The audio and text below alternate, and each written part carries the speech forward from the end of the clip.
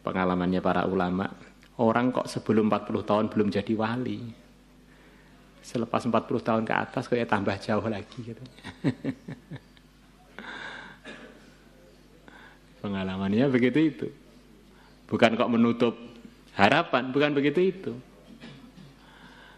Potensinya itu memang kurang.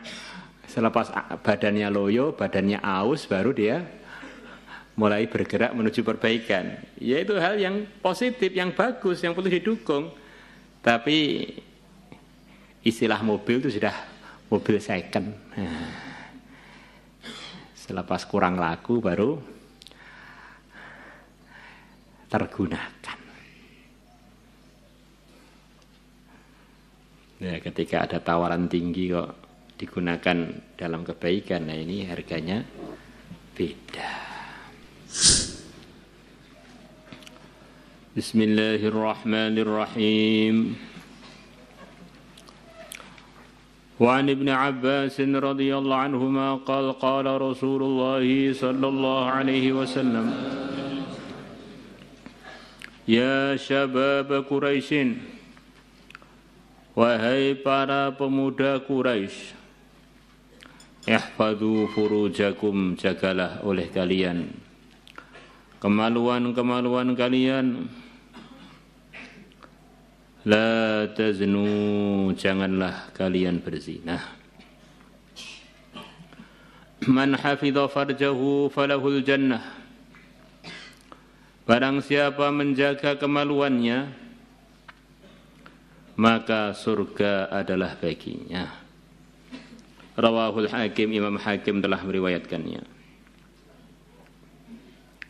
Wa qala, dan beliau mengatakan sahihun, hadis yang barusan dibaca adalah hadis sahih. Ala syaratil Bukhari wa Muslim, memenuhi persyaratannya Imam Bukhari dan Imam Muslim. Wa rawahul Baihaqi, dan telah meriwayatkan hadis tersebut Al-Baihaqi, Imam Baihaqi, fi ihda riwayatihi, dalam salah satu sekian banyak riwayat beliau. Nabi bersabda, Ya fityana Quraisyin, wahai para pemudanya orang Quraisy, la taznu, janganlah kalian berzina. Fa innahu, maka sungguhnya, man salima lahu syababuhu, barang siapa yang selamat untuknya syababuhu, waktu mudanya. Kalau terjemah bebasnya, barang siapa yang waktu mudanya selamat dari pelanggaran-pelanggaran, dakhalal jannata, maka dia masuk surga.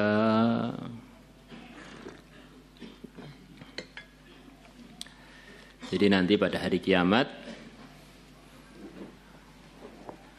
minimal akan ada 5 pertanyaan kepada seluruh manusia, lakinya dan perempuannya. Di antara 5 tadi adalah ditanya waktu mudanya dia rusakkan, dia gunakan untuk apa. Waktu muda ini ya mulai balik sampai umur 40 tahun. Waktu keemasannya setiap manusia. Waktu paling cerdas, paling tangkas, paling kuat, paling berani.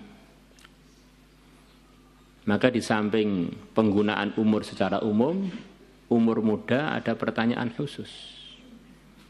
Maka kalau orang waktu mudanya selamat, maka dijamin masuk surga. Kalau waktu mudanya aja selamat, kata para ulama, apalagi tuanya. Nah, di antara barokahnya iman, akan selalu ada malaikat yang membisikkan pada hatinya orang beriman, supaya dia amal agama, supaya dia bertaubat, supaya dia lurus. Selalu ada begitu itu di hatinya setiap muslim. Maka nasihat malaikat tadi kalau kita dengar akan tambah jelas, tambah jelas, tambah jelas. Kalau tidak kita dengar tambah melemah, tambah melemah. Sering nasihat tadi akan kedengaran jelas selepas umurnya manusia itu 40 tahun ke atas. Karena nafsunya mulai melemah, badannya mulai menurun kekuatannya, akhirnya guyonannya para ulama, badan dia ini sudah enggak terlalu kuat untuk dibuat melanggar-melanggar. Akhirnya setan cari lain yang lebih tangkas lagi. Jadi kalau orang selepas umur 40 kok tobat, itu ya sudah sewajarnya. Itu setannya yang baik, bukan dianya yang baik. Setan ini sudah bosan menggunakan dia, ini sudah potensinya sudah kurang.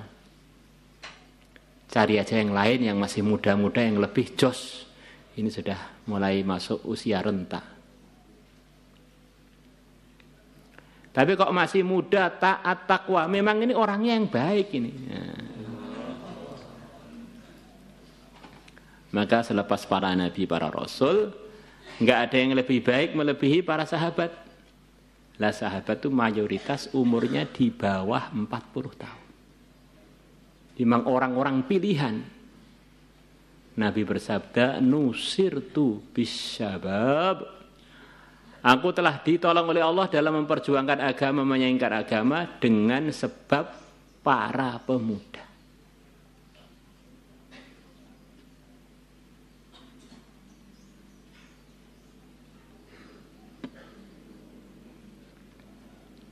Maka ada sekian banyak jaminan khusus sekaligus pertanggungjawaban khusus mengenai waktu muda itu. Waktu muda ini ya mayoritas yang mendengarkan ngaji ini yang di Al-Fatah orang-orang muda.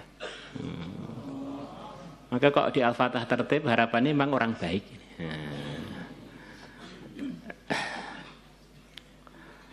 Jadi orang tuh biasanya pengalamannya para ulama, orang kok sebelum 40 tahun belum jadi wali. Selepas 40 tahun ke atas kok ya tambah jauh lagi gitu. Pengalamannya begitu itu. Bukan kok menutup harapan, bukan begitu itu. Potensinya itu memang kurang. Selepas badannya loyo, badannya aus, baru dia mulai bergerak menuju perbaikan. Yaitu hal yang positif, yang bagus, yang perlu didukung. Tapi istilah mobil itu sudah mobil second. Selepas kurang laku baru tergunakan. Ya, ketika ada tawaran tinggi kok digunakan dalam kebaikan, nah ini harganya beda. Di antara maksudnya mondok itu adalah yang terpenting ridhonya Allah. Ridhonya Allah dalam agama. Agama itu nggak akan bisa ketahui tanpa belajar. Dan itu semua akan wujud menguntungkan kita kalau kita praktekkan. Insyaallah. Keburukan-keburukan yang mengganggu ketakwaan kita tinggal kita tolak 3. Kita cerai 3.